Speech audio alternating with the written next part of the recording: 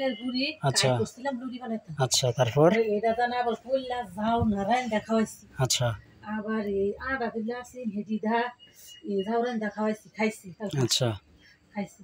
এখন খাইছে কালকা সবই করছি আচ্ছা সকালতে হ্যাঁ দেখি খানা আবার এই যে দেখুন ছাড়া ফিরছে কিনা না না গরুর অবস্থা সিরিয়াস।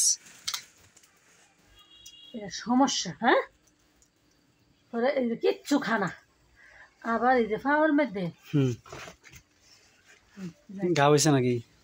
খাওয়ার সামনে ফাওয়ার মধ্যে আমার এই যে একটু সিরা সিরা গেছে একটু বাতি ধরে একটু বাতি ধরাতে না মানে তার খোরার চিপে গা হয়েছে চুলে গেছে নাকি না উপরে?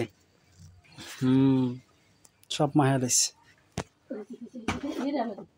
একটু একটু গাও দেখছিলাম শিলা আর ওই দিন চাই যে চোখ চোখের হিমুরা দেখুন চালা এই যে দেখছেন একটা সমস্যা অ্যালার্জির, হ্যাঁ অ্যালার্জির সমস্যা চোখের উপরেরটার জন্য অ্যালার্জি এতে চুলে গেছে। আর যে বিষয়টা আপনার পায়ের 2 আঙ্গুলে চিপে গা হয়েছে, হ্যাঁ হ্যাঁ বুঝি বুঝি এটা গরু একটু দেখলাম একটু খোরা রোগের লক্ষণ আছে, কিন্তু তার যে মূল সমস্যাটা হ্যাঁ গরুকে হচ্ছে আপনারা তো চাউলের গুঁড়ি এবং আটা খাওয়াই ভুল করছেন। হ্যাঁ কখনো গরুকে ভাত চাউলের আটা গুঁড়ি দেওয়া যাবে না, 1 নাম্বার। তার পেটও গ্যাস আছে, সেজন্য সে খাওয়াতে বন্ধ করছে। আর বলছেন গরু ঢাকছে কিনা, হ্যাঁ এটা তো এমনি তো বলা মুশকিল, তো সব মাখায় আলিছে, তার পিছন তো সব মাখায় আলিছে।